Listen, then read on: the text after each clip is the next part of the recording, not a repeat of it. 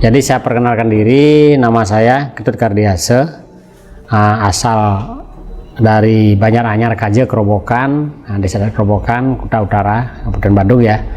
Jadi saya menetap di sini asli.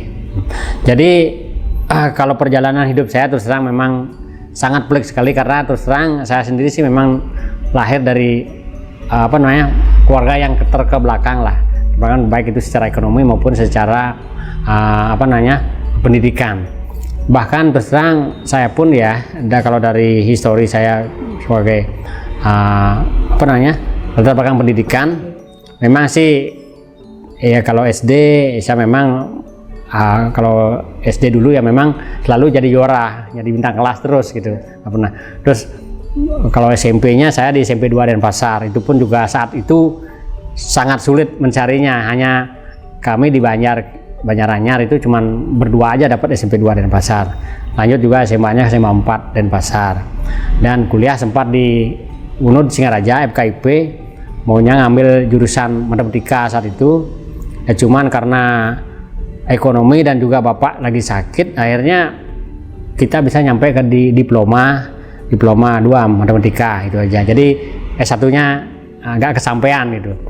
Mengenai perjalanan karir ya, kalau memang saya terus terang banyak sekali ya kolaborasi dari pengalaman sih sebenarnya.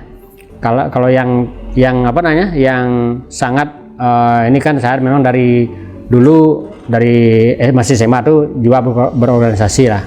Organisasi yang pertama itu kebetulan saya juga sebagai di Banjar yang dipercaya dalam hal ini tentang sebagai ketua STT dulunya, ketua STT, lanjut juga ketua Sekegong pernah, terus jadi penyarikan di Banjar, penyarikan di Purodalam, begitu juga ketua komite sekolah SD, akhirnya juga pengurus koperasi juga di rumah ada Koperasi Megah Sejahtera yang saya rintis tahun 2006. Itu pun 2 kali periode saya jadi ketua pengurus, dan saat ini saya jadi pengawas koperasi di sana.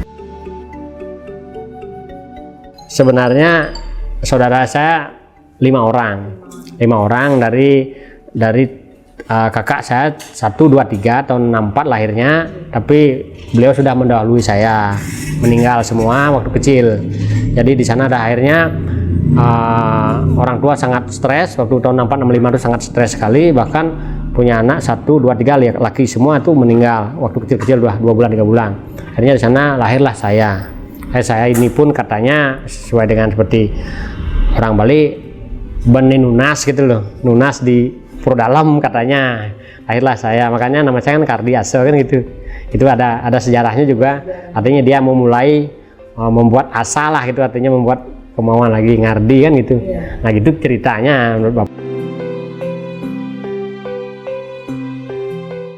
Latar belakang saya, memang saya dari keluarga miskin lah terus terang, dari petani, dan petani pun itu Bapak tidak punya lahan banyak lah, cuman kalau nggak salah itu berdua dengan adiknya adalah cuman 17 are di Kuta Utara ini kan ya, bahkan tempatnya sih jauh di dalam lagi. Nah artinya tuh untuk ya mungkin ukuran 3 bulan ya sebatas untuk makan lah, cukup lah. Karena terus terang bahkan saya dari kelas 3 SD pun ya mungkin di lingkungan kita dulunya kan selain petani itu masyarakat kebanyakan juga sebagai penggali batu padas itu, penggali batu padas. Saya dari kelas 3 SD sudah biasa melakukan itu karena tempaan dari orang tua juga, karena kehidupan sangat sulit. Saya pun juga memang harus jengah lah kan gitu. Nah, bahkan tidak lupa dengan belajar, karena bagaimanapun saya pendidikan Bapak luar biasa, karena kalau kita nggak belajar kan kita akan tidak jadi orang kan gitu awalnya. Jadi seperti itu juga, di samping belajar kita harus juga bantu orang tua. Bahkan dari SD kelas 3 itu saya udah bahkan nggak minta uang saku ke orang tua, bahkan dari hasil menggali batu padas itu saya bisa menyekolahkan diri saya sendiri sampai SMA. Itu didikan saya dari dulu. Makanya dengan anak sekarang tuh kadang-kadang kan saya juga berpikir ya gimana, itulah begitu kerasnya kehidupan kita, karena terus terang ya semua pada jauh, artinya transportasi juga sekarang ini, kondisi lingkungan juga tidak sekarang ini. Bahkan saya SD masih jalan kaki, kurang lebih sekitar 3 kilo saya jalan kaki. Bahkan hanya hari Senin aja yang saya pakai sepatu, hari Senin aja, setelah itu nggak pakai sandal, itu nyeker kadang-kadang. Ya syukur-syukur mungkin kelas 5 saya baru kenal namanya sandal jepit itu. Kalau selain itu udah hanya kelas 1 aja saya pakai, ya Pak, itu hari Senin aja pakai sepatu pas upacara kan, lah itu udah nyeker terus. Karena saya terus terang sangat disayang, bahkan yang masih ada sekarang kan ibu saya. Bapak udah mendahului, udah tahun 2003 udah nggak masih, itu pun saya merasa terpukul sekali juga. Nah, kenapa saya gagal di kuliah, anggaplah bilang gagal lah ya, nggak nyampe ke S1 di FKIP Unut Singaraja, itu karena Bapak keras sakit dulu, karena samping dia ngelola usaha batu padas, sakit terus tekanan darah tinggi, akhirnya dia meninggal tahun 2003. Akhirnya saya udah frustasi dah, nggak mungkin, karena terus saya nantang diri saya, dulunya kan bertekad ingin PNS ya, jadi guru, jadi PNS demikian.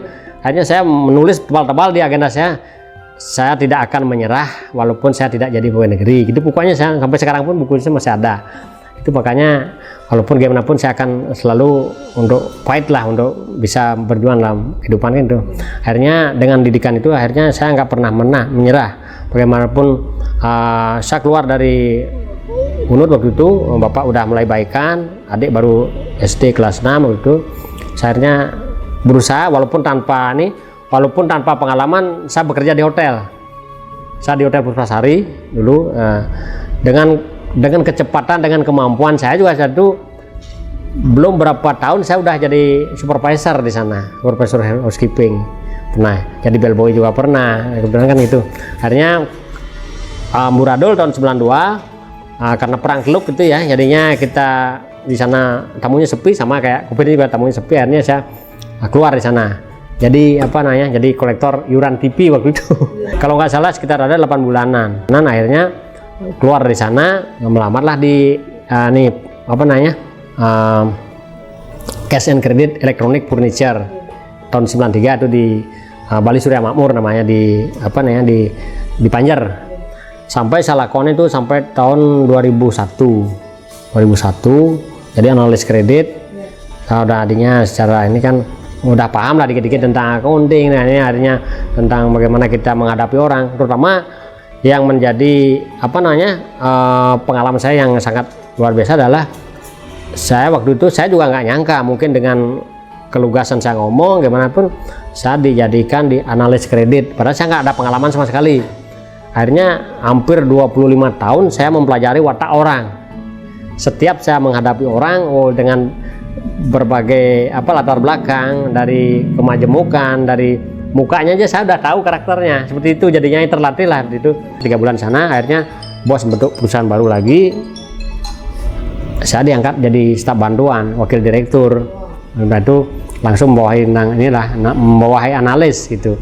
Akhirnya mempelajari orang sekian orang itu udah puluhan tahun dah, bahkan biasa menangani kredit macet dan sebagainya udah biasa. Kalau koperasi SM2 ya, kita simpulannya SM2 Suryananda Mitra Mandiri itu berdiri bulan Juli 2019, pas lagi COVID-nya mulai muncul itu. Jadi masa yang penuh tantangan, dan kebetulan juga koperasi ini kita rintis itu termasuk kembali juga seperti sekodemen lah. Sekodemen artinya kita satu visi dan misi untuk menjalin komunikasi awalnya. Karena kita sudah ada pengalaman di Koperasi Megah Sejahtera yang dikerobohkan di rumah di Banjaranyar, itu kita kembangkan kembali dengan meningkatkan satu langkah di depan, karena bagaimanapun suatu kebutuhan, bahwasanya koperasi itu kan sebelumnya itu notabene itu dilakoni oleh orang-orang tua saja kan gitu. Jadi karena sendi-sendi kehidupan ekonomi itu kan tidak harus dilakoni oleh orang tua saja. Nah, kebetulan saya punya ide di sini untuk menggarap kaum milenial dengan sistem kekinian, yaitu digitalisasi. Jadi digitalisasi bagaimanapun kita membuat suatu terobosan transparansi, bagaimana sistem akunting yang kita lakukan, akuntansi semua itu secara digitalisasi by Android lah, karena sebagai suatu kebutuhan juga kan demikian. karena bagaimanapun juga akses yang kita rencanakan bahwa koperasi itu harus bisa juga dilakoni oleh kaum anak muda, kan begitu, kaum anak muda yang sifatnya juga mereka perlu memahami tentang bagaimana kehidupan ekonomi yang sesungguhnya, kan demikian. Jadi disinilah kami memberanikan diri mencoba menghubungi beberapa vendor yang bagaimana kita bisa mengadopsi sistem perbankan ke dalam koperasi dengan transparansi yang maksimal, karena selama ini tanda kutip banyak juga koperasi itu yang bermasalah karena kurang transparansinya, akhirnya koperasi itu hanya tinggal nama, demikian kan. Nah kebetulan juga dengan teman-teman di koperasi, gerakan koperasi secara menyeluruh, bahkan khususnya di Badung ya, kami banyak belajar juga pada senior-senior, pada suhu yang profesionalitas dalam koperasi, banyak memberikan referensi lah itu. Akhirnya disambut baik oleh pengurus dan pengawas, begitu juga anggota, bagaimana kita koperasi SM2 ini biar tampil beda lah gitu kan. Akhirnya mereka sambut dan kita pun sudah berangkat dengan itu. Nah Setungkara dengan perkembangan kurang lebih 3,5 tahun ini, nah saya sendiri dipercaya selaku ketua, berikut selaku pengelola juga sebagai manajer di ini. Jadi bagaimanapun itu kita menggerakkan lah, dan kebetulan juga SDM yang kita gunakan itu semua kaum anak muda. Nah karena satu, untuk bisa lebih aktif dan proaktif dalam mensosialisasikan, kedua punya inovatif, karena bagaimanapun zaman kekinian kan tidak perlu kita harus hanya dalam searah aja, karena harus lewat media sosial juga. Nah Setungkara perkembangan kita sampai saat ini aset sudah hampir 5 miliar ya, 5 miliar lebih bahkan, dengan anggota 450 orang. Jadi setelah kita kembangkan bahwa bagaimana suatu kebutuhan dari kebutuhan zaman, makanya kita tingkatkanlah menjadi pangsa pasar itu adalah pada kaum yang milenial. Nah Setungkara di sini hampir ya 80% sih anak muda yang ikut jadi anggota sekarang, dan kita pun juga termasuk juga transparansinya, mereka antusias, begitu juga proaktifnya dalam hal bagaimana dia memberikan suatu input balik kepada lembaga, karena ini kan merupakan, kalau marwahnya koperasi kan adalah dari oleh untuk anggota, kan demikian. Jadi mereka menjadi anggota, kita dari awal sudah sosialisasikan bahwa apa menjadi visi dan misi kita tuh mereka biar lebih tahu, bahkan di medsos pun kita sosialisasikan. Jadi mereka sambut dengan baik. Nah Setungkara sampai saat ini pun jadi perjalanan, karena kita di sini orientasinya adalah simpan pinjam, jadi dominan simpan pinjam di sini itu Setungkara. Bahkan saat COVID kemarin pun ekonomi lagi dropnya, kita malah berkembang. Bahkan saat COVID terus terang pertama kali saya megang koperasi ini modalnya hanya 160 juta, tapi saya juga heran terus terang kenapa orang dengan koperasi kita yang baru malah kita banyak ditawari atau banyak orang mau naruh deposito. Nah walaupun kita memang tidak ada modal dingin ya, mungkin karena terus terang dari modal lembaga sendiri masih lemah, karena kan baru mulai kan, baru beberapa bulan. Jadi karena kita menetapkan simpanan wajib adalah 50.000, jadi kan belum begitu maksimal. Tapi dengan adanya modal pihak ketiga dari deposito, dari simpanan sukarela, akhirnya kita gerakkan, ya memang kita harus ngebut sedikit nih. Akhirnya begitu dropnya ekonomi pasca saat pandemi itu, jadi kita malah meningkat. Jadi omset kita selalu naik, jadi kepercayaan mereka, terutama masyarakat khususnya banyak yang naruh deposito, berarti kan kita dipercaya walaupun baru, kan demikian ya, karena transparansi itu tadi. Bahkan nih awal pertengahan 2022 ini malah kami kebanyakan dana, likuiditas kita malah bengkak, kita malah nolak dengan adanya deposito. Walaupun ada penurunan suku bunga deposito yang sebelumnya memang kita agak lumayan tinggi ya, lumayan tinggi, akhirnya kita sesuaikan dengan ini, akhirnya sekarang maksimal cuma 8,5% per tahun. Tapi mereka juga tetap ngotot juga minta dananya biar ditaruh di sini, demikian.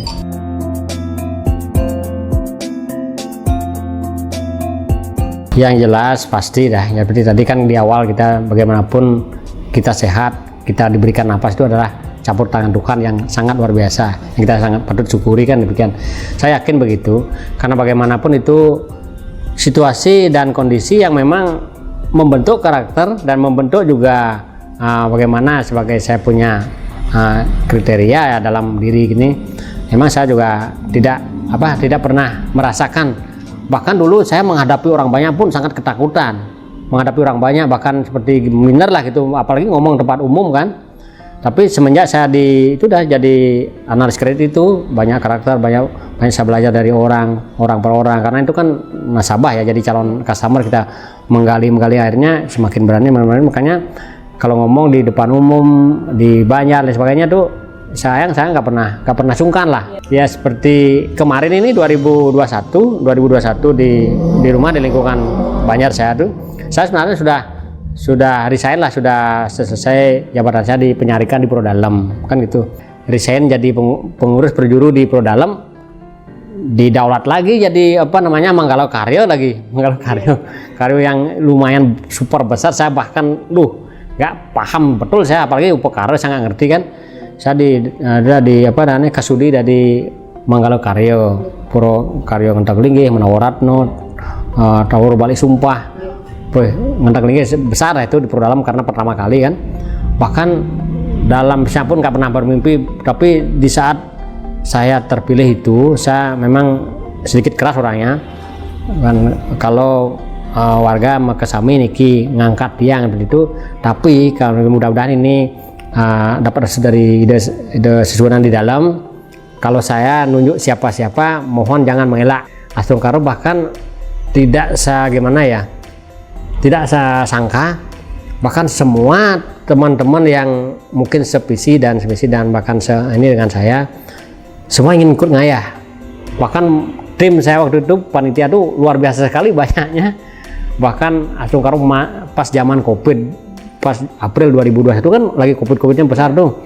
Setiap saat kita diawasi oleh Satgas Kabupaten, Satgas Kecamatan, karena kali itu nggak boleh mengerahkan orang banyak.